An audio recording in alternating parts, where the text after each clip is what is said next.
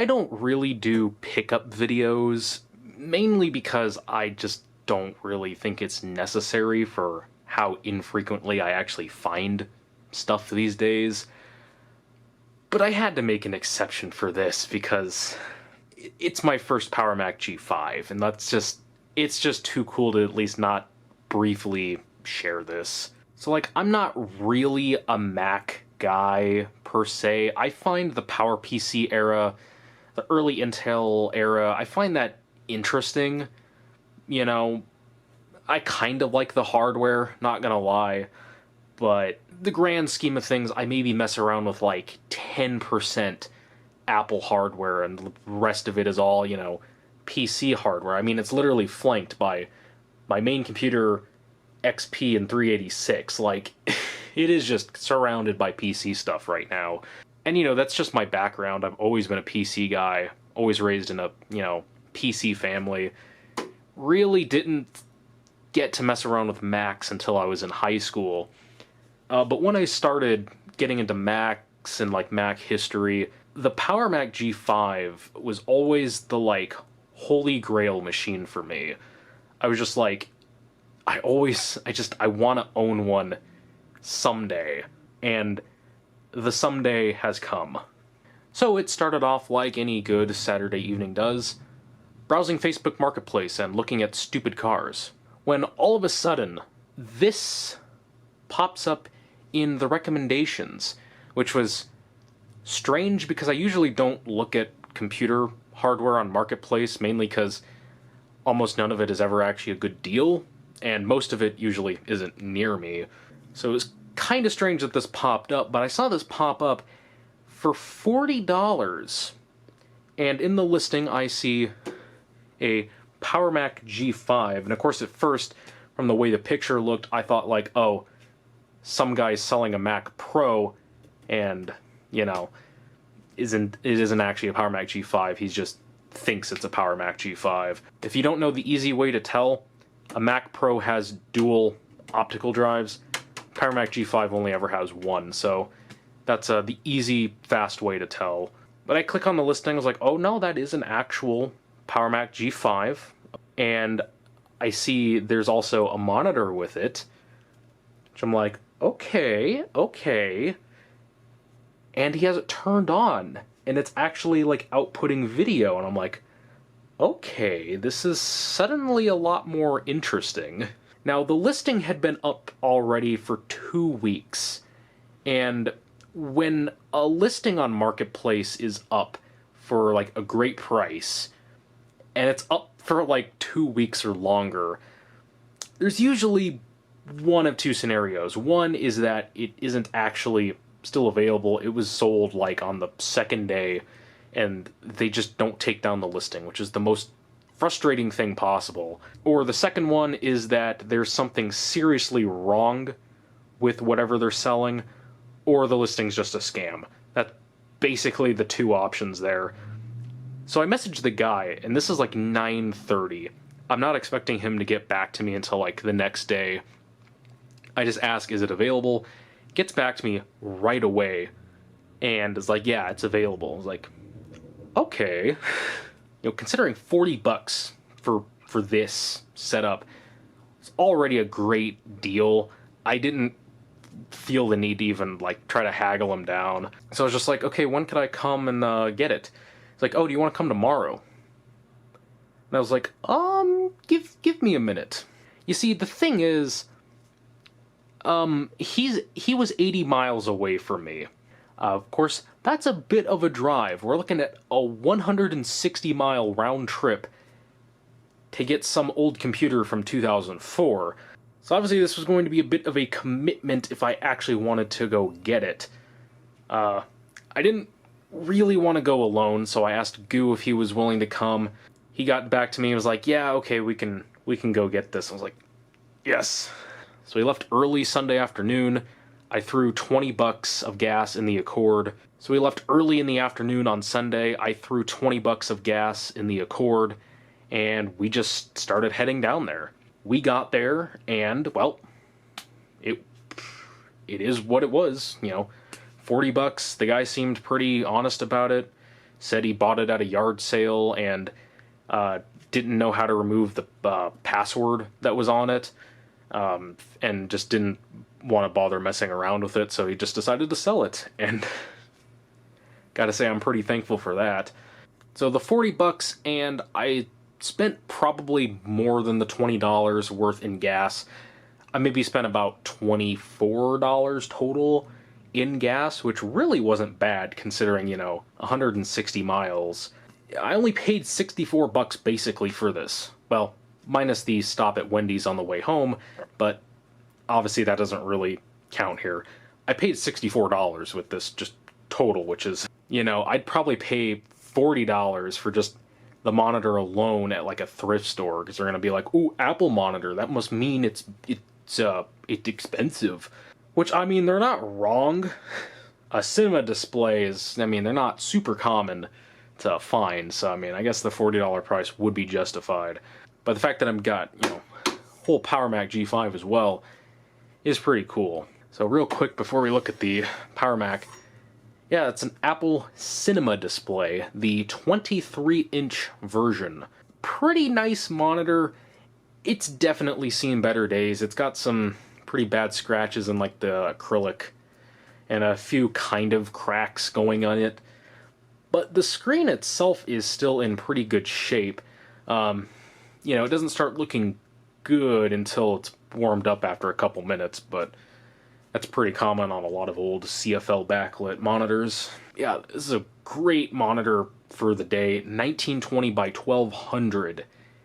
Think about that in like 2004. That's just... whoa. And of course the really cool thing, it's cool and it's also extremely frustrating. This is an ADC monitor. Now this might just look like your average DVI connector, but do not be fooled. That is ADC, Apple Display Connector. Basically it is just DVI, but they used some of the extra unused pins on the DVI connector to supply power and USB to the monitor. So this is the entire cable. This is the only cable that comes off of the monitor. And it powers it through the graphics card, which is just... why, I don't know, Apple moment. And yeah, it's got 2 USB ports in the back, so you can plug your keyboard in, I guess. It also has these cool touch-sensitive buttons to bring up, or to turn on your computer from the monitor. I mean, that's just cool. And then you also got another one on the left, which brings up your display control panel. The connector itself has seen better days, but thankfully it does still lock and unlock okay, and it still works fine, so that's good. But of course, the real star of the show, the actual PowerMac G5. It's a little dirty. I haven't cleaned it at all yet. The monitor is also, dirty, but get into this. Now, I have messed around with Mac Pros before, so, I'm used to sort of the case design. When I saw the pictures of this, and I saw it open, and I saw the dual G5s there, I was like, okay, this is actually like a pretty decent G5. This isn't just like some base model like 1.8 gigahertz. Or actually 1.6. I think 1.6 was the lowest these went. Something like low-end single processor, just absolutely nothing special. If it was just that and like no monitor, I don't think I would have went and got it, but it's a dual 2 gigahertz G5. Not the best of the best. It's not like the quad G5, which I wouldn't buy anyways, just because of the liquid cooler. Of course, you got your classic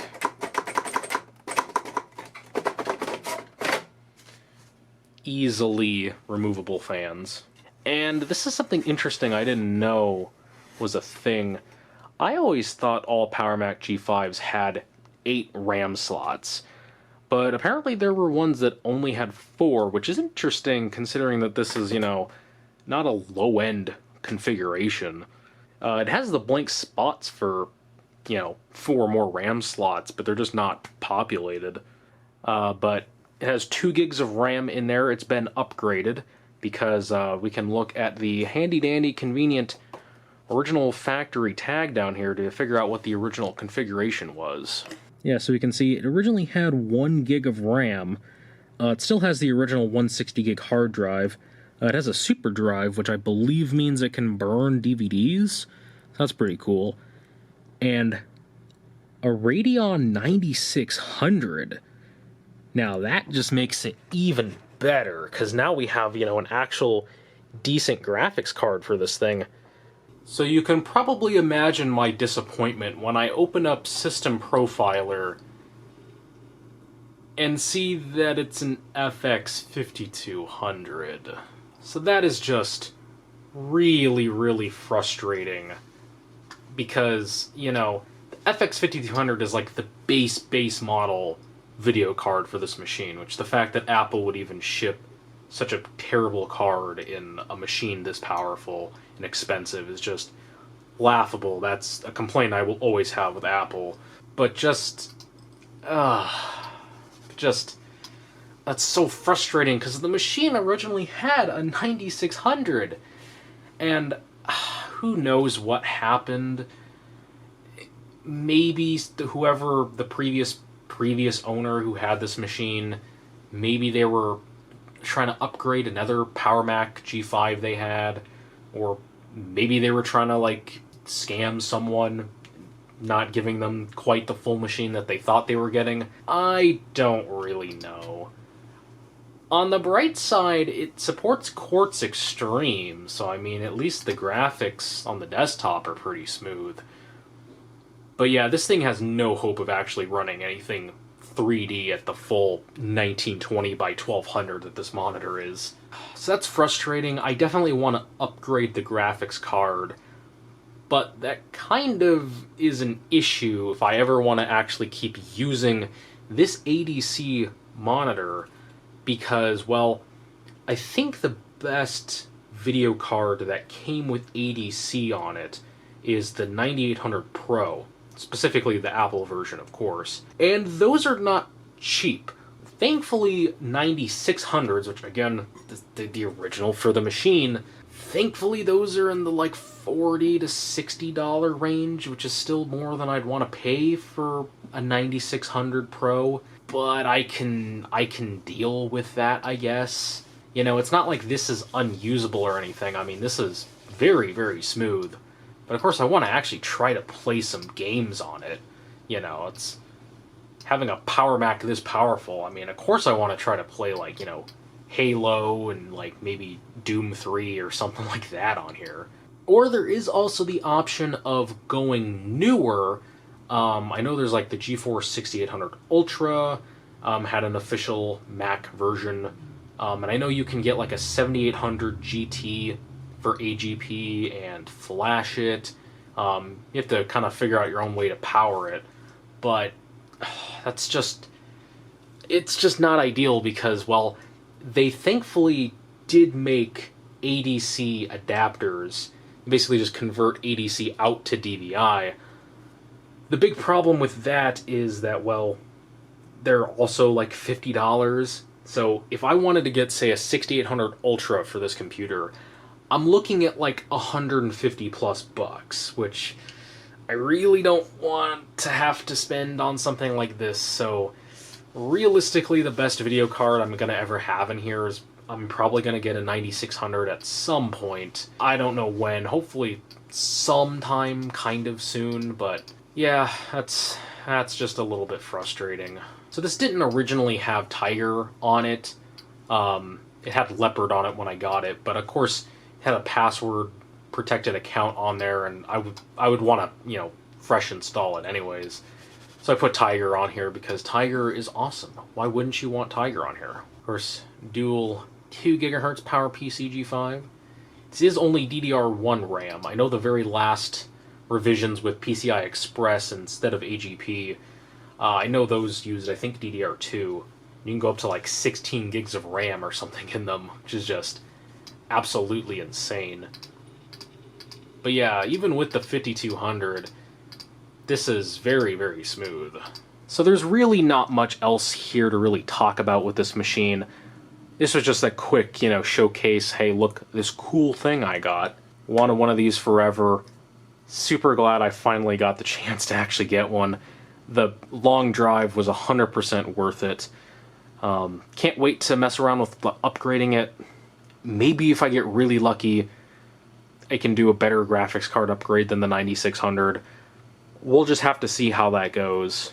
You know, obviously I'd like to get an SSD in here. I know PowerMac G5s can be a little finicky with newer SATA devices, but we can at least give it a shot. I don't know if I'd upgrade the RAM. 2 gigs is already, you know, a lot, but I don't know, maybe it'll go up to like 4 gigs or something like that.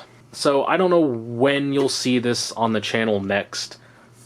It might be a while, but I definitely want to make content with this. You know, I want to mess around with Mac OS. I want to try to play games on it. I want to mess around with Linux on here. I don't know if all that'll make it into videos, but I mean, it opens up a lot of potential for some cool, you know, Mac shenanigans and messing around with. So, you know, obviously you have to do it. So anyways, thank you guys for watching. This hopefully wasn't too long or too boring for you guys, but yeah, this is just really cool, and hopefully maybe you guys will get your own PowerMac G5 someday. Unless you don't want a PowerMac G5, in which case, what's wrong with you? But here's to finding whatever your dream machine is. See you later.